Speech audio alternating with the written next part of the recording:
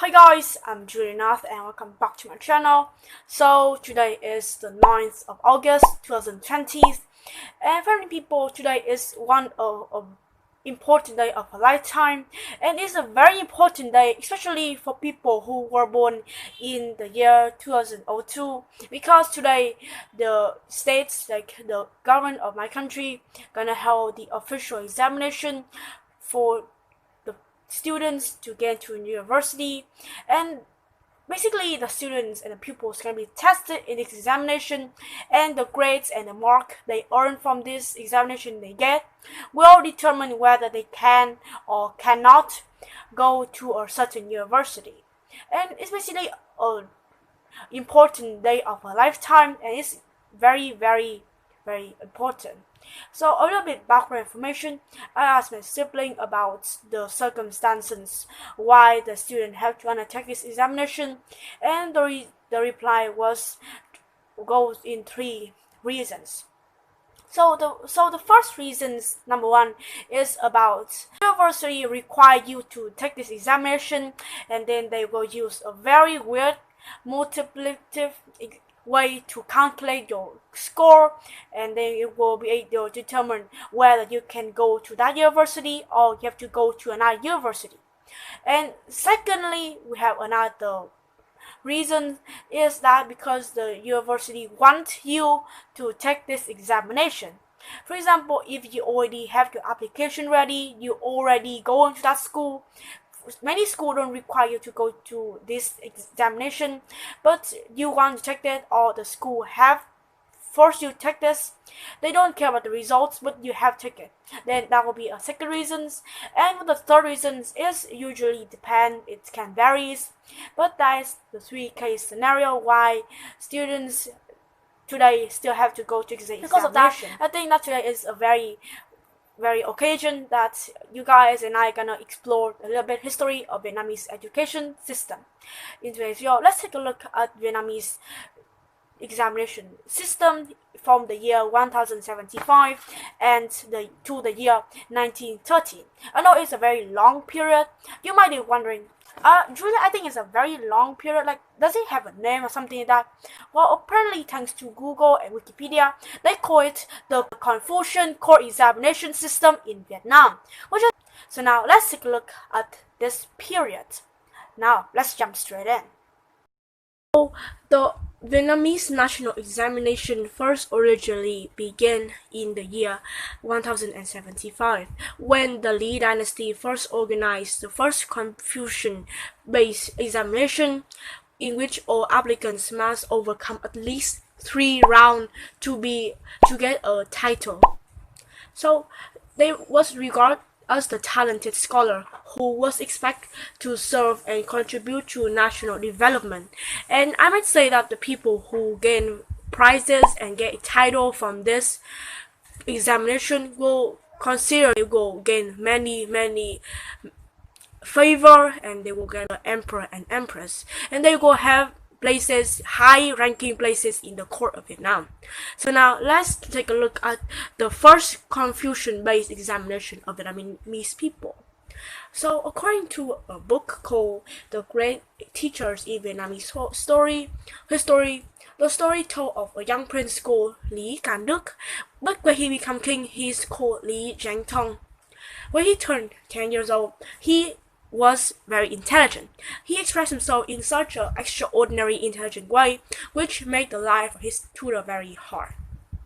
He had a curiosity in nature and a thirst for knowledge, and he had this thirst for learning and knowledge, just like how men need water and food, and just like how I need substance now. Because of that, his mom, Empress Linh Nhân, the emperor concubine called Ý Lan, decided, with the advice of the chancellor, organized the first Confucian-based examination. Confucian-based examination have above 10 applicants who pass examination. There is only one person who ever have the first prize in the examination, and after that he was to be the prince teacher.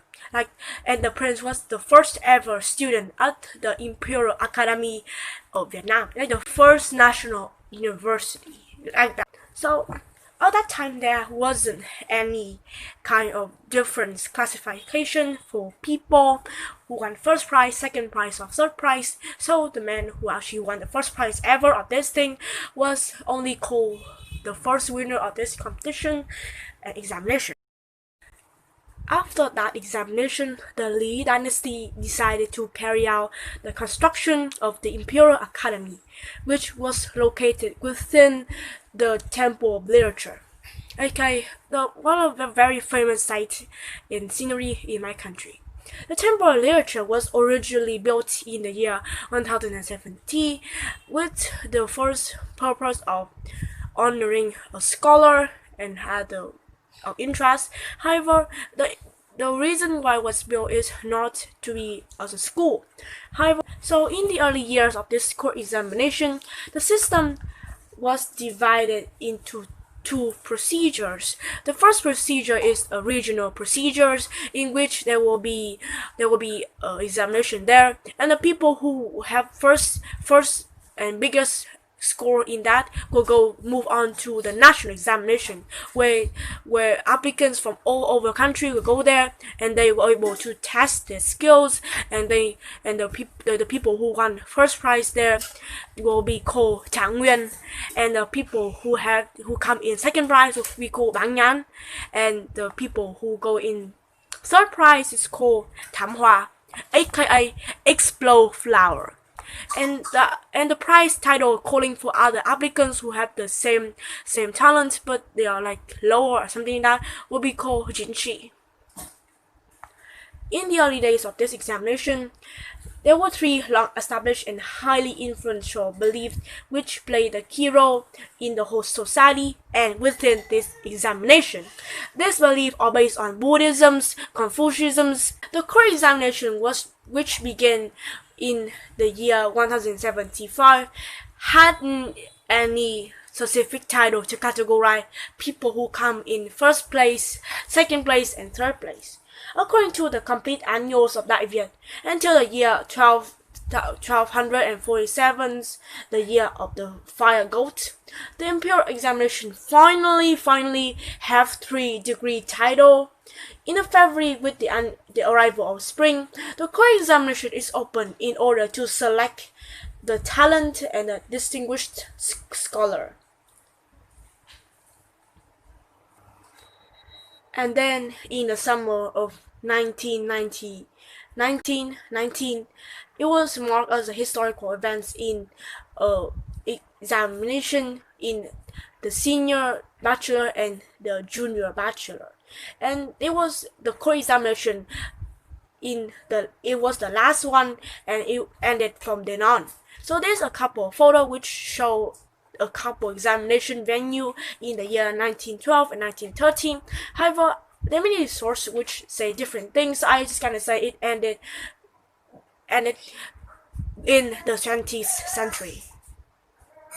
So, from the first Confucian court examination in 1075 and the last one in 1919, the imperial dynasty of Vietnam had organized 183 examinations in total, and there were 2,898 scholars having successfully achieved the title doctorate. So, the people who actually got this title are very, very intelligent. And you might see that the examination is very hard. I've never seen any examination or any kind of source reporting like what the examination really about. However, it's very hard to translate into English, but you may say it's very hard and very no knowledge of philosophy, Taoism, Buddhism, and Confucianism. And the people who actually ever won and surpassed and won in first place, second place, and third place, and even have to enter this examination, they have all been very talented and distinguished scholar. They achieved many great things. They have written many great things and contribute to the Vietnamese history, Vietnamese literature, some studies, and other film of that time. That is all for the video. It's just that short. However, if you want any more information, I'll link all of that in the description below. That's all. I'll see you guys later. Bye.